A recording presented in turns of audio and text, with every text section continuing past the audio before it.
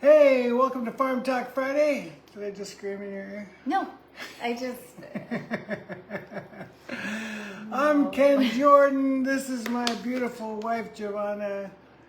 We are here in Costa Rica doing this every Friday whenever we can from our little permaculture farm. We're tired.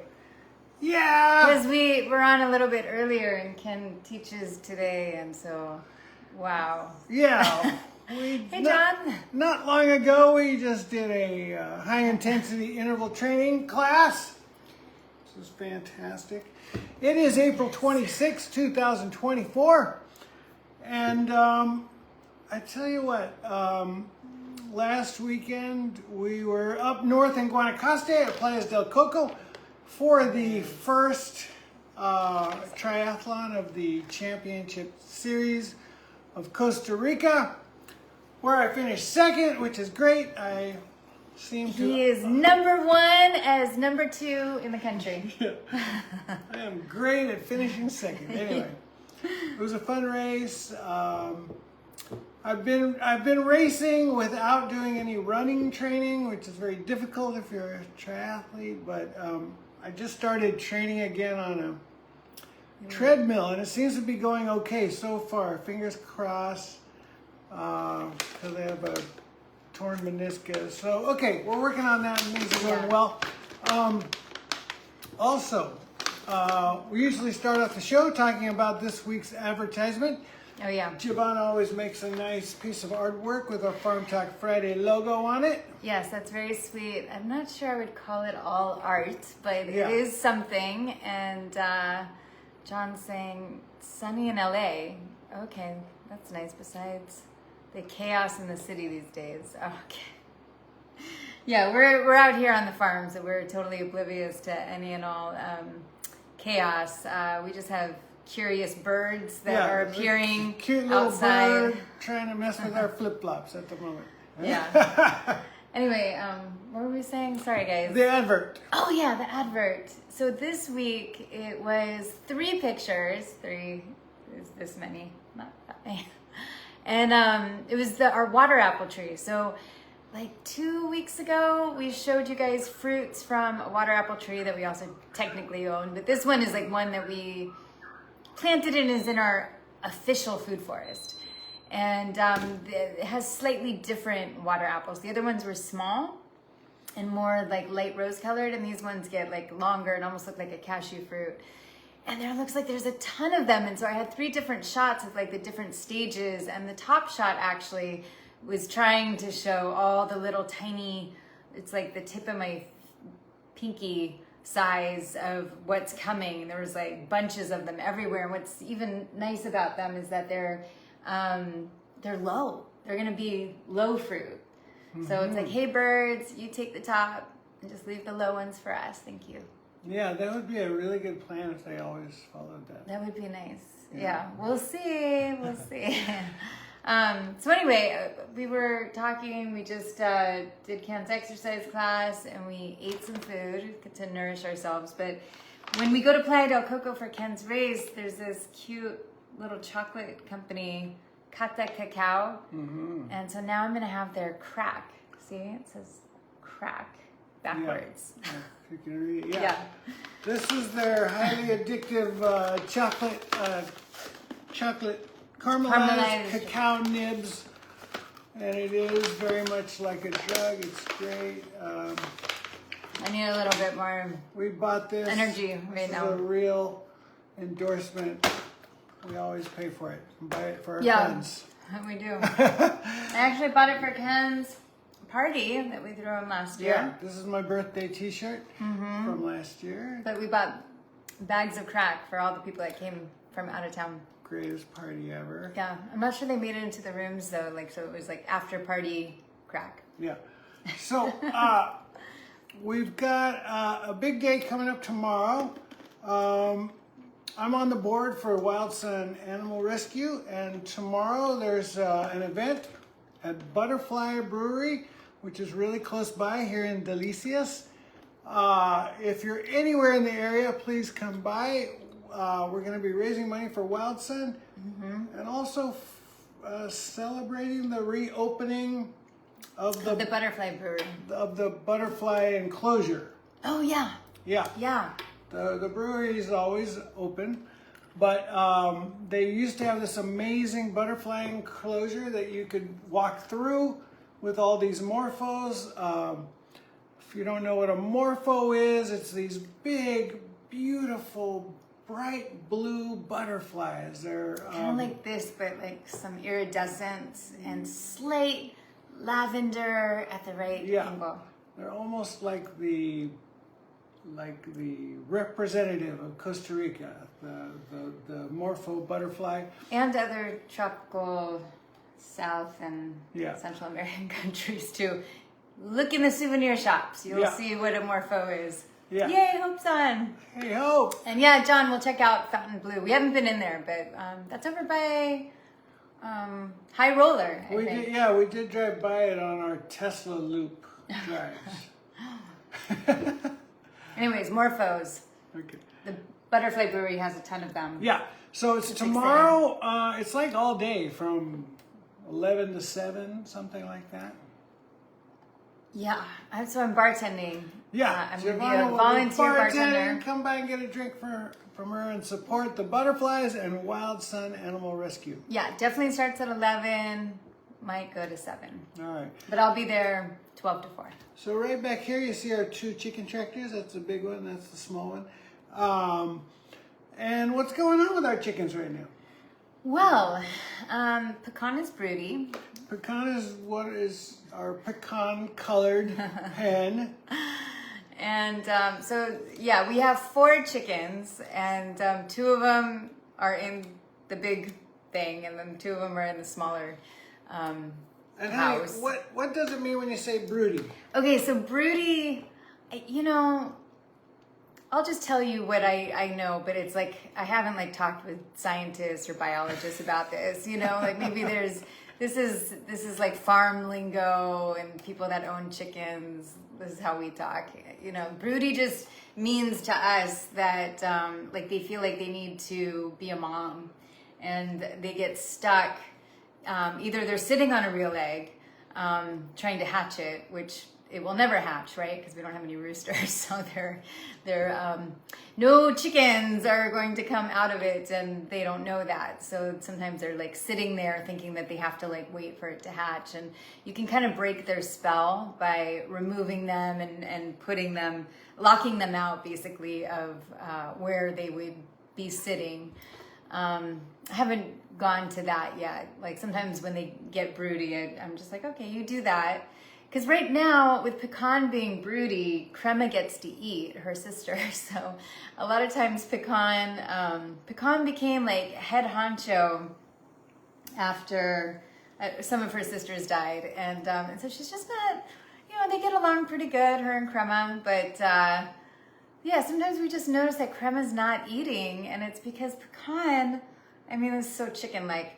Like we have 2 bowls for them, and not satisfied to eat separately. It's like eating her food and then, hey, Crema's over there, you know, eating that food. So she goes over there and then she scares Crema away. And then she's like, wait, Crema's back over there in my food. And it's this constant like chasing away her sister from the food. It's so sad. So in the, you know, we have So- right now we have 2 and 2. We've had up to 7, but when you have 2 and 2, that means 1 in each one is pecked upon. It's Yeah. the pecking order, and so And so right now I'm just like, whatever, Pecan, you be broody and you're on a fast, you know, and Crema gets to eat. So Crema looks a little confused, like she doesn't know what to do. No one's picking on her and she gets to eat all the food right now, but I think it's better this way. And then, you know, the other girls are doing good. Guy and Lady Elegante. Guy seems to have gone dry, so we don't have any green eggs right now. But Lady Elegante is like on fire. She's laying them. Like she's the one that's giving us the most eggs right now. best tasting eggs in the world. Yeah, our eggs, which we had for lunch today. It was so Yeah. delicious. Unbelievable. Hi to Christopher and Shari and Joseph. I see you guys have popped on. Anyway, so the other day I walked up to we call them the small girls. One of them's small, the other one's kind of the size of the other ones. And they just make the funniest sounds, you know, like those two are not as, like none of them are cuddly and like want our attention, but like those two specifically are very hesitant. And they just make the craziest sounds, especially I think Guy. She's like, whoa, Guy, okay. She's like a little R2-D2, Yeah. you know? So last week we had on a new and interesting fruit. Oh yeah, granadilla. Called a granadilla. And we tried it. Yeah, and so it's like a passion fruit family fruit, but big like a papaya. Yeah. And it was pretty good. It was different. It's not that great or that flavorful to eat by itself, but it's really good in drinks. And it's the look and texture of the inside of a granadilla or inside of a passion fruit. Which we call marcuya Yeah. down here. So, yeah, just giving you the report on that. Yeah, we said that we would come back and report. I actually almost forgot about it and thought that Ken had like went out and bought a papaya. And then I realized like a day later, oh wait, no, that's the fruit that our housekeeper brought over for us to try. And we actually have 2 of these vines, or we did, growing on the property. And, you know, obviously I haven't seen any of those fruits, so it's our first time trying it. It was good. What else we got? Crazy birds. Oh, crazy birds. Yeah, so, well, good thing I'm not ending with this story, but our neighbor Pippa, even though she's rented her place out to our other friend Ursu, was there recently, and she was like, hey, is there this bird that like comes over and, you know, pesters you? And I'm like, what? Tell me about this bird. And she's like, there's this bird that comes over and it like jumps on everything. And like, I don't want to say that she's afraid of this bird, but a little bit, you know? And I was like, oh yeah, you know, birds can get kind of crazy. And like, we used to have these birds very specifically. There was this one like beach villa. And anyway, it would come to this specific window on that villa and just peck at the window. And I don't know if it was the exact same bird all the years, you know, probably not, but that type of bird maybe learned it from its mom or dad or sister or brother, and they would just always do that. And so anyways, while we were doing last week's Farm Talk Friday, we had a bird making noise and like, and I've been in here before too, like where there's been a bird that's been wanting to like try and like get in desperately, like, you know, using its feet and like trying to push in the glass. I couldn't figure it out. So anyway, I thought, I'm like, oh yeah, Pippa, maybe we have the same bird. And then after our Farm Talk Friday, a bird hit the glass that did not know what it was, and that bird passed. But you know, when the little birds hit glass, and we need to put them up. We have like little bird decals, but we have them over at our main house, which, you know, actually birds can still hit windows with the decals on, but it's supposed to reduce it. It seems like it's reducing. Yeah, but anyway, not that like we've ever had like a ton of birds hitting anyway. But if they do hit the window, I usually go out and I nurse them, and sometimes, you know, they are okay and they fly away. This one just wasn't able to do that. Hey, Kim! Yay, Kim! So anyways, but what's cool about growing cotton here is that I have all this floof, and actually I named the bird floof, but I decorate, like I make a little scene and then I bring it to my little goddess garden. But the cotton looks like clouds, so it's really cute. Like I get flowers and the body's on a cloud, and then I go and I offer it. Anyway, that's what happened. And the birds come and take the cotton to make things. Yeah, we've been noticing birds stealing the cotton. I mean, you know, it's not our cotton, we're growing it. But okay, yes. So moving on, Ken's got to get out of here. Purple is just, I think I might have mentioned it on a previous Farm Talk Friday, but when we got back from San Francisco, I just realized that I feel like I'm missing purple. Okay. here.